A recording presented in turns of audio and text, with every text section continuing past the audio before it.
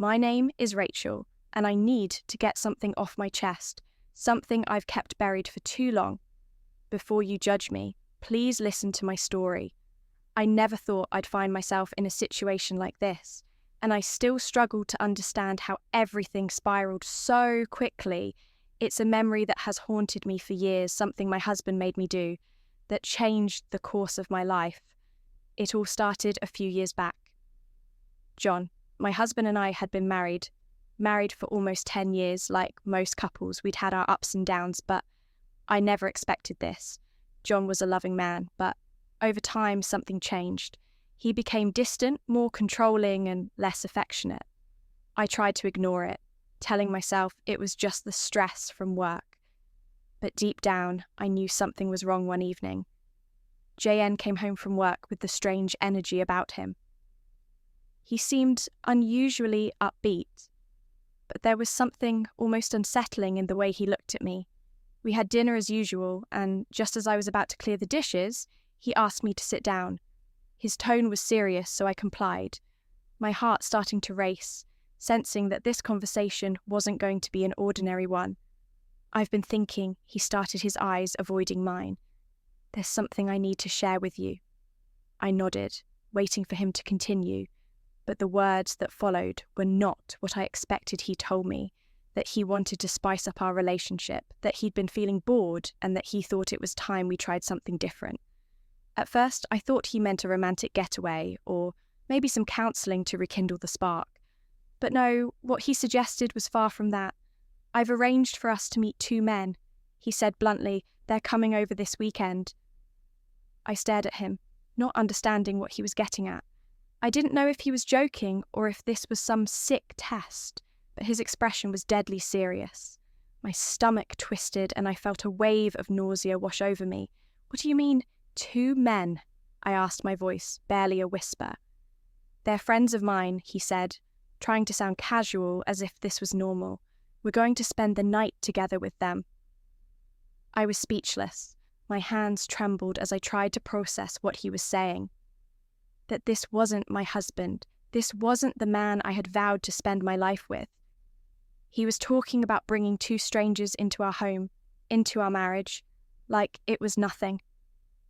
The thought alone made me feel sick. But more than that, I felt betrayed. How could he even suggest something like this? John, are you out of your mind? I finally managed to say, my voice shaking with a mixture of disbelief and anger. This isn't us. Why would you even? But before I could finish, he cut me off. Rachel, this is happening, he said, his tone sharp. You need to understand. It's something I want, something we need. I couldn't believe what I was hearing. I loved JN, but I couldn't understand why he was pushing me into something so degrading, something that felt like it would shatter everything we'd built together. I told him no, that I wouldn't go through with it. I thought that would be the end of it, that he'd come to his senses and drow the idea. But I was wrong over the next few days. John grew more distant. He hardly spoke to me unless it was about the plan. He started coming home late. And when I asked where he had been, he gave vague answers. Our conversations became tense, and the love that once filled our home was replaced with a suffocating silence. I felt trapped, isolated, and confused. How had our marriage come to this? By Friday, the dreaded settled deep into my chest. JN was insistent that the meeting was happening, no matter what I said. I considered leaving, packing my bags and walking out the door, but I didn't, as much as I hated to admit it. Part of me was still holding on to the man I thought I knew, hoping this was just a phase, something we could work through. I wasn't ready to throw away our life together, but at the same time, I couldn't bear the thought of going through with this plan. Saturday evening arrived too quickly. The men John's so-called friends arrived promptly at 8 p.m. I sat on the couch, my hands clenched in my lap, trying to hold back tears. I didn't even know their names, and now they were sitting in my living room, talking to my husband as if they were old buddies. The air was thick with tension, and I could feel their eyes on me, watching, waiting. I wanted to disappear, to run out of the house and never look back. But then John leaned over to me, his hand resting on my knee. "Rachel, it's time," he whispered. I froze, my mind screaming at me to get up and leave, but my body refused to move. John's hand felt like a weight on my knee, anchoring me in place. I couldn't look at him, and I certainly couldn't look at the two men sitting across from me. My heart pounded in my chest, and the room seemed to close in around me. "Rachel, please," John said again, his voice low and now almost pleading. There was something in his tone that made me pause. It wasn't just insistence, it was desperation. For the first time in days, I saw a flicker of vulnerability in his eyes. This wasn't just about satisfying some twisted fantasy for him. It was about control, power, and something deep that I couldn't quite understand. But that didn't make it right. None of this felt right. "I can't do this, John." I finally whispered, my voice cracking. "This isn't who we are." He sighed heavily and sat back, rubbing his temples in frustration. "You think I want this," he muttered, more to himself than to me. "I'm doing this for us. Rachel, don't you get that?" "No, you're not." I shot back, finding a sliver of strength. "You're doing this for you. You've changed. John, this isn't about us anymore. It's about control for a moment." I thought I saw a guilt flash across his face, but it was gone as quickly as it came. Instead, he clenched his jaw and stood up, pacing the room like a man who had lost his way. I wanted to reach out to him to pull him back to the man I once knew, but I didn't know how we were so far from where we had started, and I wasn't sure if we could never find our way back. As the silence stretched between us, one of the men, let's call him Mark, cleared his throat. He seemed to sense the tension, but there was an air of impatience about him. "Look," he said, his voice calm but firm. "If this isn't happening, we should probably leave." I glanced up at him, and for the first time, I really looked at him.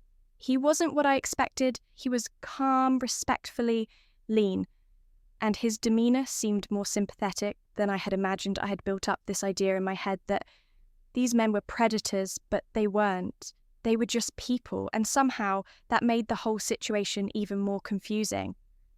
I didn't want to stay. I didn't want to be part of whatever this was becoming. But the weight of everything, the years with John, the love we once shared, the hope that maybe, somehow, things could go back to normal, kept me sitting there.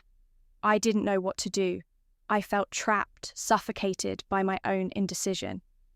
Then John spoke, his voice quiet. "But resolve, Rachel.